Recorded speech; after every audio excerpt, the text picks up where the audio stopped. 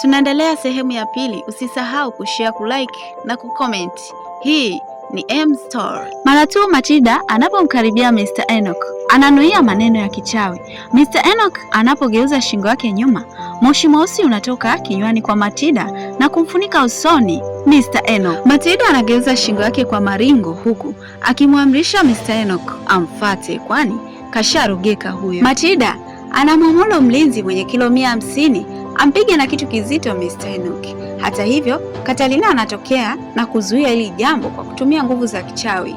Anamkaribia Matilda na kumwomba sana asiweze kumzuru Mr. Enoch, kwani angeweza kuwasaidia wao kuishi katika mazingira ya mjini. Matilda anakubaliana na Catalina baada ya kushauriwa, lakini hakupenda kabisa. Ndipo wanaamua kumtumia Mr. Enoch ili kupata hifadhi nzuri ya kuishi. Mr. Enoch, Matilda na Catalina sasa wanaishi katika nyumba moja.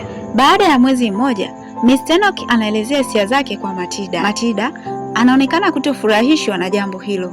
Hata hivyo, Catalina anamfuata Matilda na kumwomba akubaliane na ombi hilo, kwani lingeweza kuwasaidia wao kutimiza ahadi zao. Baada ya ushauri kutoka kwa Catalina, Matilda anakubali kuolewa na Mr. Enoch. Sasa Matilda ni mke halali wa Mr. Enoch. Hata hivyo, kunakuwa na migogoro mingi katika ndoa hiyo, kwani Mr. Enoch anahitaji mtoto, Matilda hahitaji hata kusikia neno. Ndipo Matilda anamwomba Catalina aende katika chumba cha Mr. Enoch, kwani yeye asingeweza kushiriki jambo lolote. Catalina anaamua kutumia uchawi kwa kuvaa sura ya Matilda na kumpumbaza Mr. Enoch. Mara Mr. Enoch anapomkaribia Catalina, yeye anaamini kuwa ni Matilda. Baada ya wiki moja, Catalina ana dalili zote za ujauzito, hivyo Matilda anamwomba sana Catalina kama akiwa na ujauzito aweze kujifungua kwa siri na kumkabidhi mtoto, yaani wafanye vice versa. Matilda anatumia nafasi hii kumweleza mume wake ambaye ni Mr. Enoch kuwa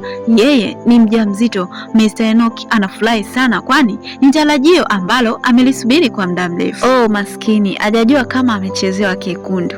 Anyway, ayatuhusu. Miezi 9 inapotimia, Matilda na Catalina wanarudi katika yale mapango.